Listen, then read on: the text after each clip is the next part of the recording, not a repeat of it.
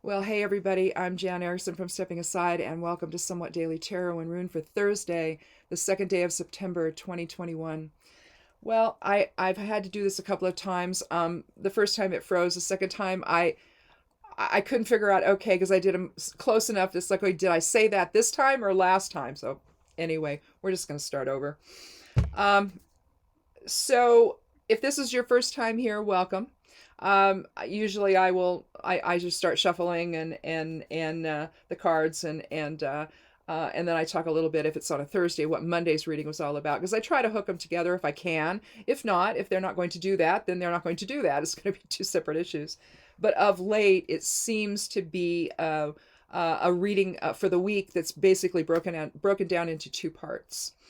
Um, it involves runes, geomancy runes, the cards, numerology typically. Sometimes I'll talk about other things, but I try to keep it right there because that's a lot. Trying to link all this stuff together. But looking at Monday's reading, we had Degas, which is new day, standing on the precipice of something new. Also, we had acquisitio, so gain of some kind. So whatever is coming, we're going to gain from it, even though it might not look like it. Let's see, especially to the women in Texas, but I don't know. We'll talk about that in the correspondences maybe. We did an Activist Wednesday yesterday. Well, I guess we'll have to do another Activist Thursday today on that. So check that out when that goes up here in a little while.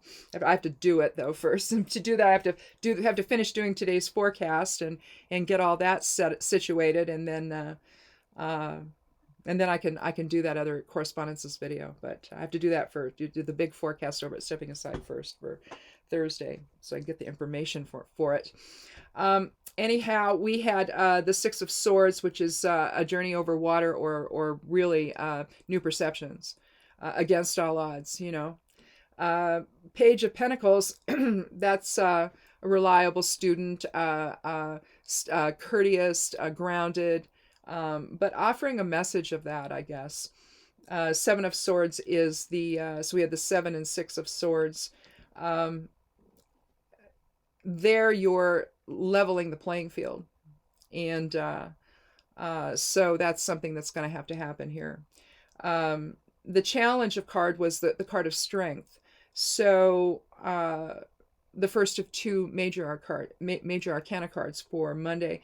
So strength would be then, the challenge for strength would be to use your inner strength to control the wild within, and to control things that do not serve the greater good.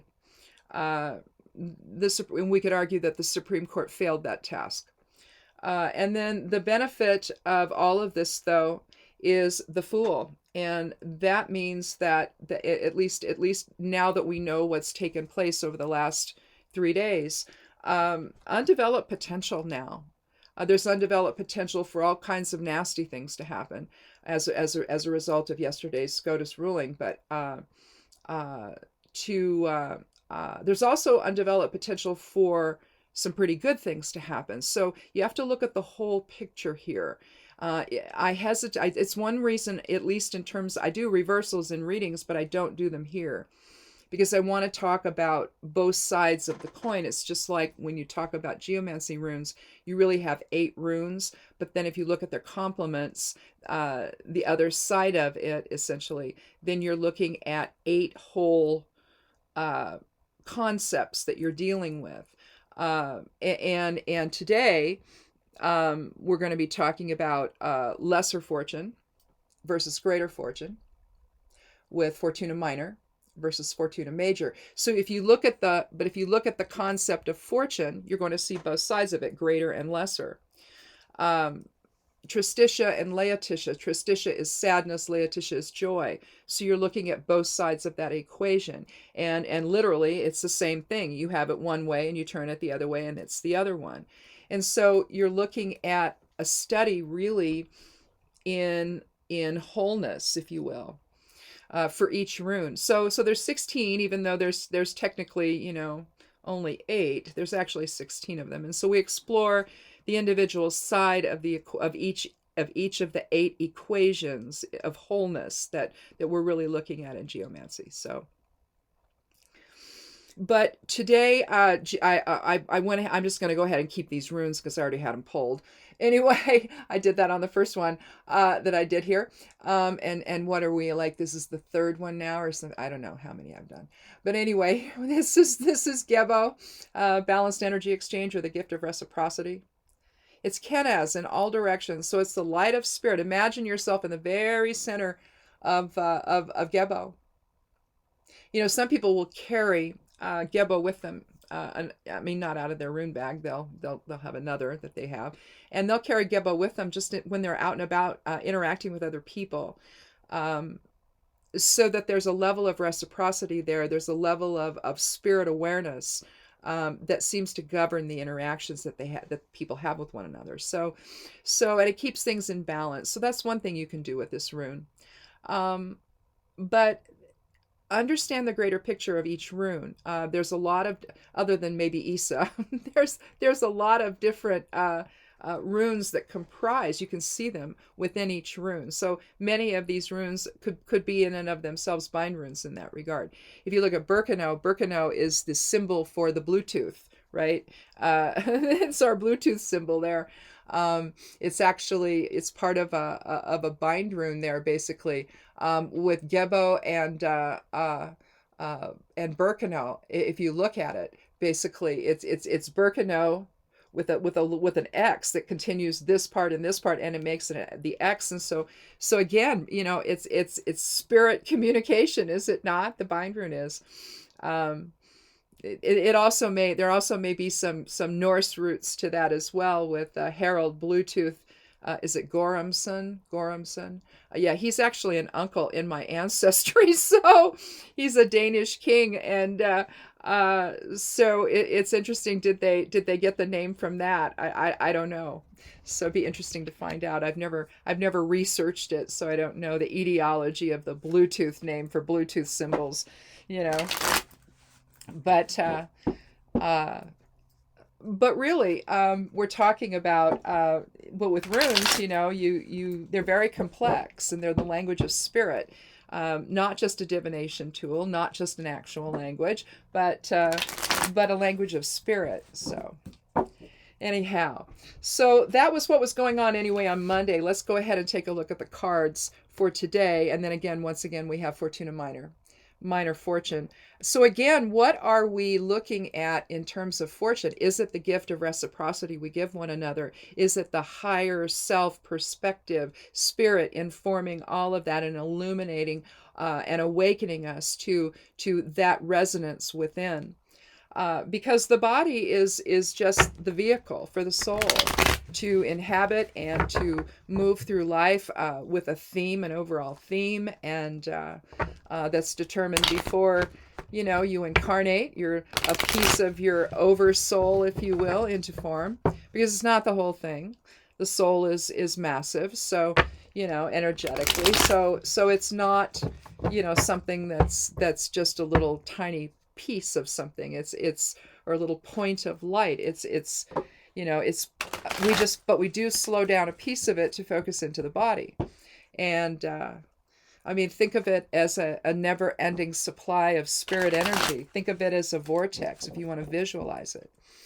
So with the body down at the very bottom, but in fact the soul is still connected. It's not something that it lets go of a piece and says, see ya when you come back or something. That's not what happens. It's a constant stream of energy that we are focusing into form, basically. And until we release the body and go and fold back into, you know, the collective aspect of the creator, then, you know, that's what we're doing. And we're likely doing it all over the place. So it's not just here. So, you know, the soul is that powerful. So anyhow, let's go ahead and take our first three cards and see what they have to say. And then we'll add the challenge card and the benefit card in to finish out. And then remember now, the first three that we will draw here, that I'll draw, the final third card is typically feels like the outcome, but doesn't necessarily have to be, but typically that's how it feels when we do it. It's not my intention that it is, But it does kind of feel like it. So nevertheless, we start with the Ace of Pentacles.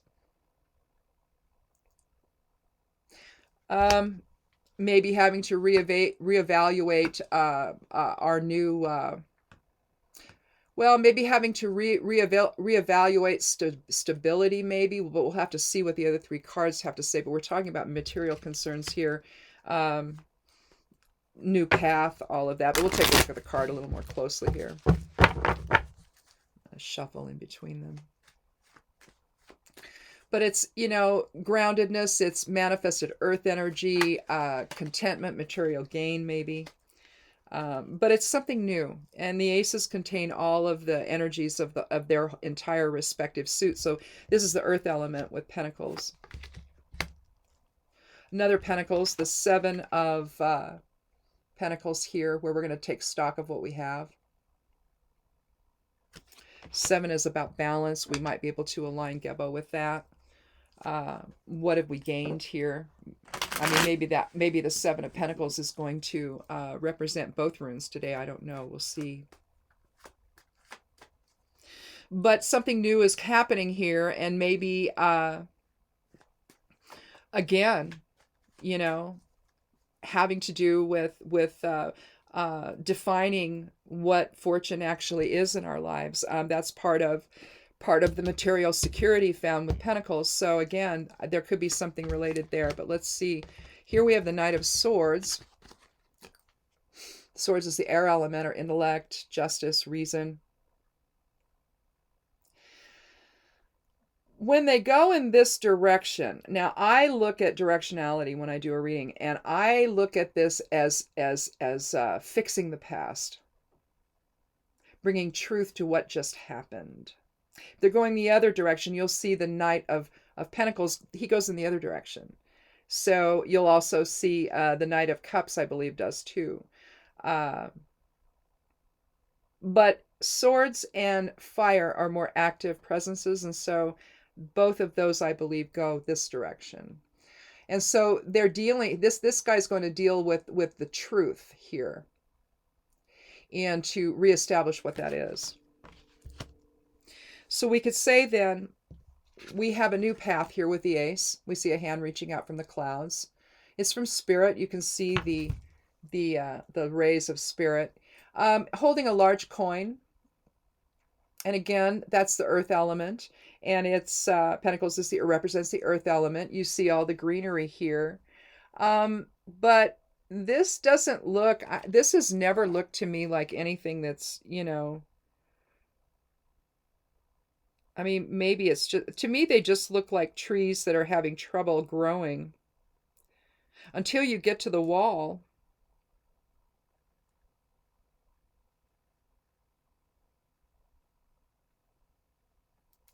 I see 7 of them total that I can count. Let's see, where do I want to put that?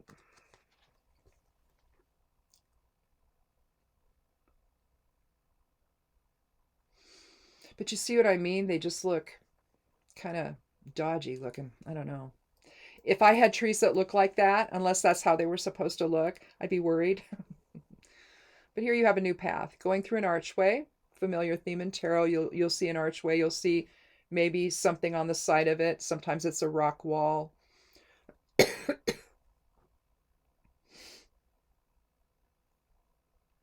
You see the mountains through the archway there. You see the mountains on the other side. So there's challenges ahead, but we possess everything we need, earth element wise, to whether it's tradition, loyalty, the coming together in harmony for a greater good. We possess all of that if we would just allow spirit to inform the process. So we take stock of what we have. Next, with the Seven of Swords, the Seven of Pentacles. We see the mountains off in the background. But here, he's raked up all of his harvest here, or at least this part of it. We're in the process of doing that now.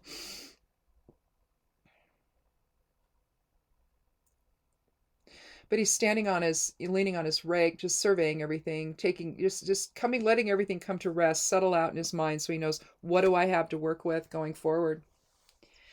And so something has come in and reset the table, security-wise.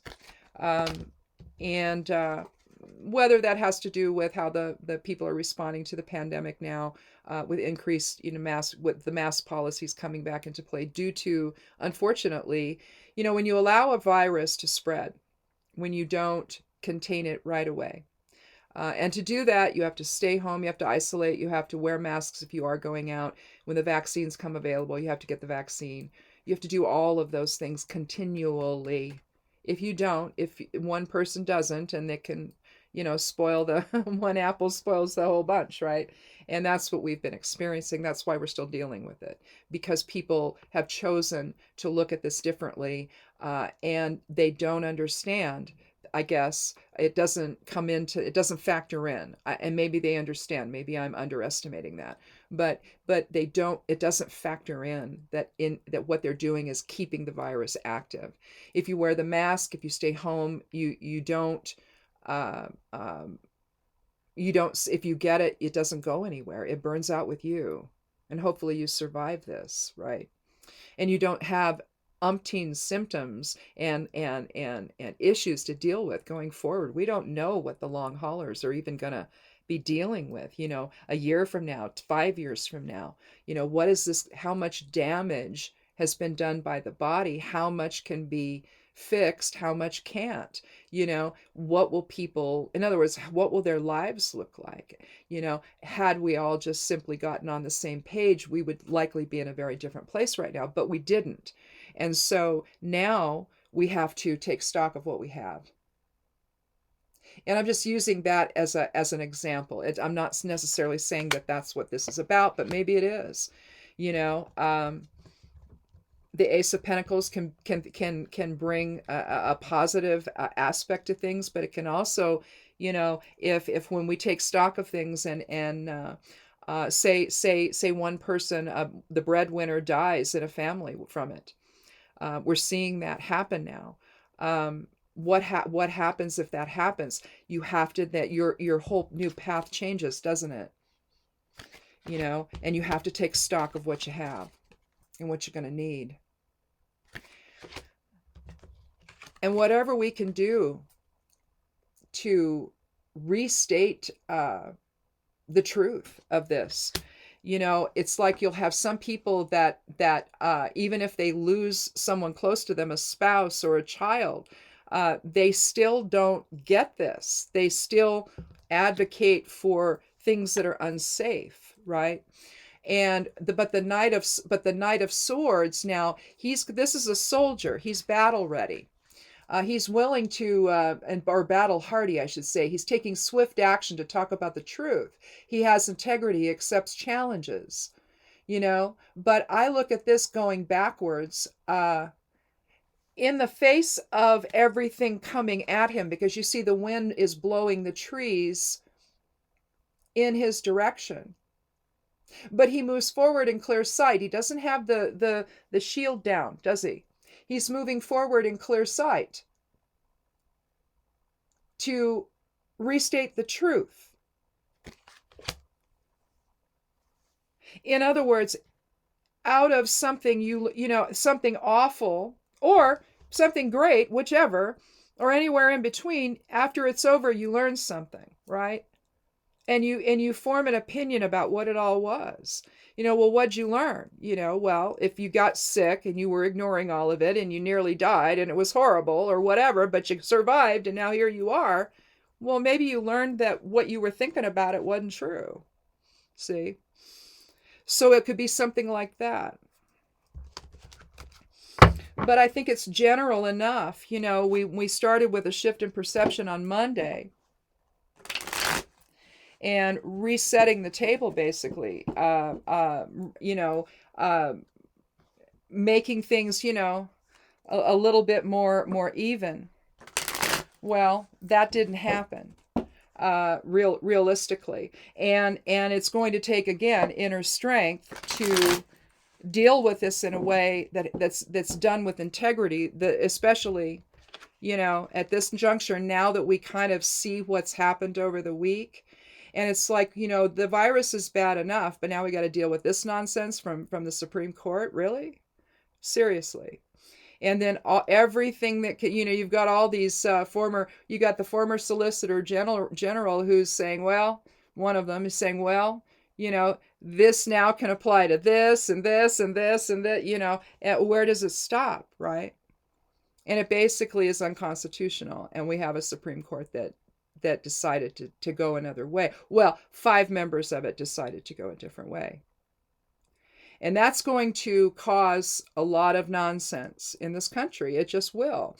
So we'll have to see. We'll have to see what the new path forward looks like there. Could this be about that, where, we're going to have to explore expanding the court so that we can get, a little better balance? I don't know. Here we have, so we decide we have a new path, right? We got to take stock of what we have and what we're going to need. And then we need to speak truth to power. All right. How that's going to happen at this point without expanding the court, I don't know. Because you've got 5 justices that are so given to whatever their own ideology is that it doesn't protect anybody, and it certainly doesn't protect it doesn't protect our constitutional rights. You see, so I think that that may be what this could be talking about. That'd be one thing, but understand that there's changes that happen in life, and clearly on Monday the 6 of Swords denotes that, right? And it's against all odds. It's done in the wintertime, and they're crossing I interpret it as a family of 3, that they have let go of what's no longer serving them, and they're moving on to something else. That's it to me, with it being swords, it shows me it's a shift in perception. And they're willing, against all odds, to move forward into something else. Maybe it's the unknown, but they're willing to go, irrespective of the challenges. And again, the Ace of Pentacles is, in a sense, showing a similar thing, showing the mountains through the archway into new experiences. Again, having to do with our material foundation. With work, with home, with family, with tradition, with money, with the foundation that we live with, our home. So clearly there was a change, and it's something that is profound enough to cause us to move in another direction. But the Knight of Swords is reminding us, well, okay, we can do all that. We can take stock of what we're doing. We can go in a new direction here. We're going to have to. But it has to be based on truth. The fact that he's going toward, I view this as going toward the past. Whereas the Knight of Pentacles, I believe, is going in the other direction. So that's to the future. Knight of Cups, the same. So the passive influence is going to go on into the future, but the active influence of fire and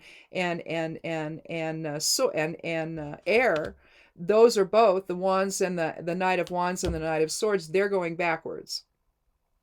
So their quest, at least in this case with the Knight of Swords, is to express truth and to remind us of what that is. Well, I don't want to do this. I want to go the 13th card. I just drew the first one for the challenge card. I don't want to do that. I want to take the 13th one for both of the next 2 cards.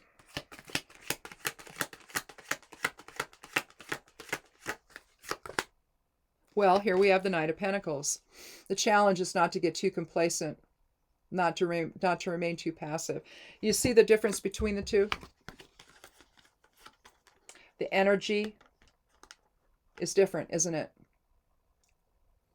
Knight of Swords looks to the past to right the wrongs, to restate the truth of what is. The higher truth that governs everything. And the Knight of Pentacles, he sits there, gorgeous horse, very strong, very capable, very steady, not moving offering the same sort of thing.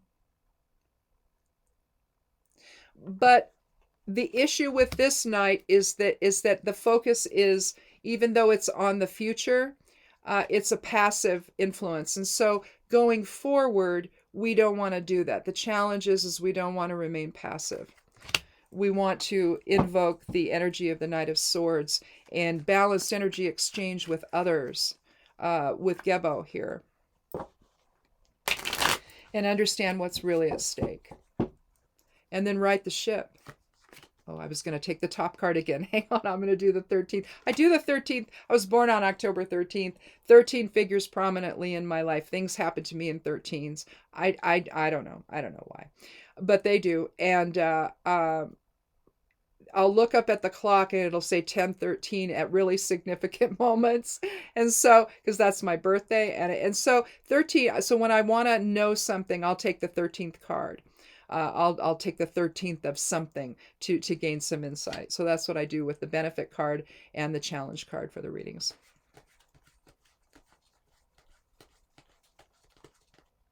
When I first started doing these readings, I was taking the 13th card for each one for randomness sake. and again, because 13 matters to me, we need new perception. So we begin with the Ace of Pentacles. We end with the Ace of Swords. And this is going to, the benefit card here is that we have higher perception at work if we allow the Knight within to come in and say, oh no, this is the established truth. And this has to matter. All right. And so then the benefit card, when we let go of passivity, when we let go of just letting things sit as they are and doing nothing about it, because that's the downside of the Knight of Pentacles. You have the Ace of Swords come in. Again, hand reaching out from the clouds. A little bit different color clouds out of deception. This one, a little lighter color. But we can say it's reaching out from deception here with the truth of spirit. We see the crown, which denotes that, and the garlands. Success, victory. But the Ace of Swords is new ideas, brilliance, clarity, cutting through illusion, and balance. And again, that aligns well with Gebo. And Fortuna Minor. So this could then also mean a redefinition, a restatement, bringing clarity. So I think that the two readings, Monday's reading and today, do hook up together pretty well. They do relate. I think that now that we know a little more of what life in this country or our own lives have been like the last few days, I think that we should be able to read these two together. There's undeveloped potential, sure. I think that that's also aligns here with the Ace of Swords. The potential for new thought, new awareness, new understanding, maybe, of really what's at stake collectively when the Supreme Court decides it's okay to put bounties on women, because that's what this does. The law in Texas does that. Basically, you're awarded $10,000 if you tell on somebody, whether that somebody's done anything or not. You don't even have to prove it. So it's going to be interesting to see how this goes, because I know what the former Solicitor General was saying is that it doesn't really give any place for anything to go. And so it's like, which court handles this? How do we prosecute this? How do we determine what should be happening? And what they look at this and they're like, whoa, that's interesting. How are we gonna go forward from here now that the Supreme Court has just decided it can be a free-for-all? They can't do that, I don't think. So I don't know. We'll see. We have undeveloped potential at work here with the Fool on Monday. So, maybe also with the Eight of Swords, a new thinking about how what we view the Supreme Court as, and is it actually working on behalf of the Constitution? Is it really working on behalf of the country collectively, or is it working only for a subset or a minority of people whose ideology is so oppressive that and harsh that the idea of the United States of America, if it goes and continues in this direction, will cease to exist, basically, the united part of it, because it's not. And it's never going to be. Not if our Constitution that protects us, our Bill of Rights, can be upended so easily by 5 people in this country. And that's what we have. And so when you look at, again, the 9 for the population at the time might have made sense.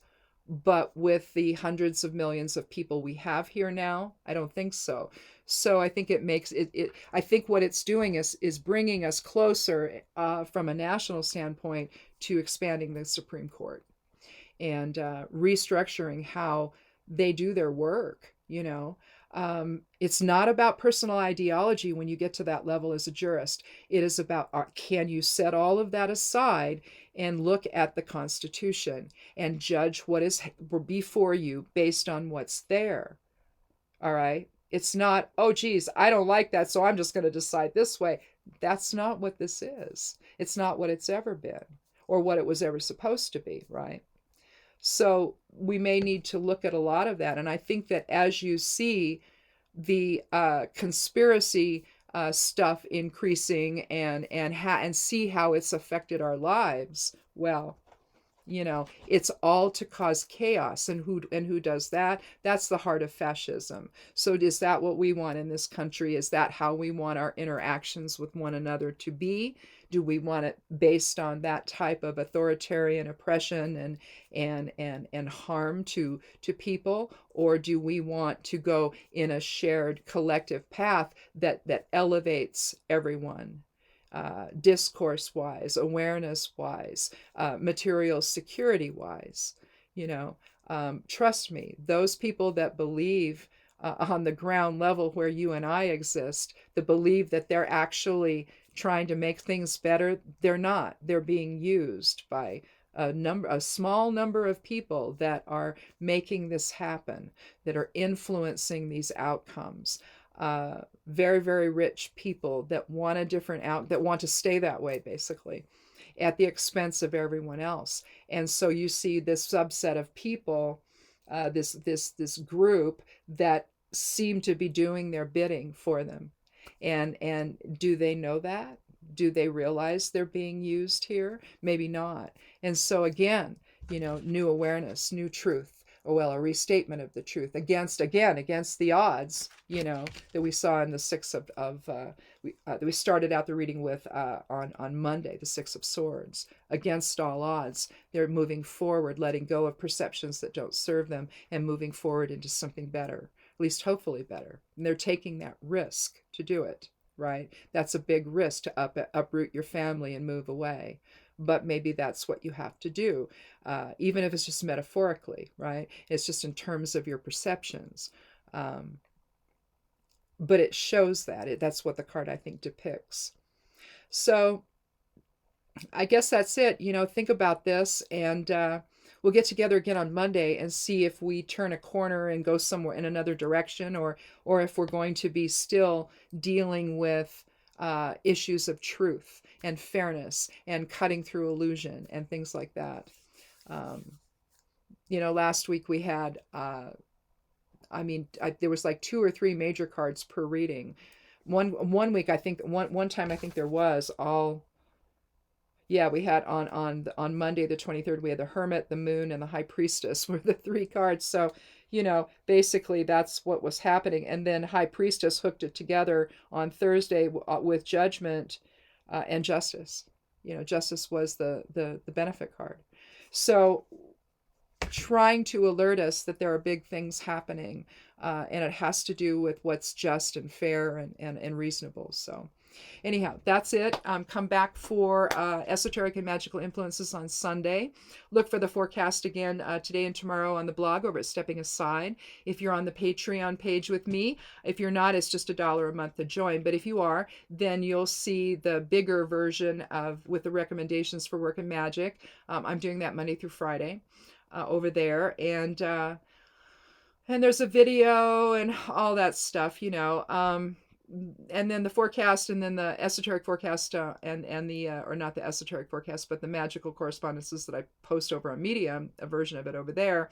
It links to the Patreon page, so you get the whole thing there, but you get the general idea of it on the other two posts that I do. So anyhow, look for that, and I guess that's it. Did I remember everything? I don't know. All I know is that the raccoons are back. They're up on top of my dome.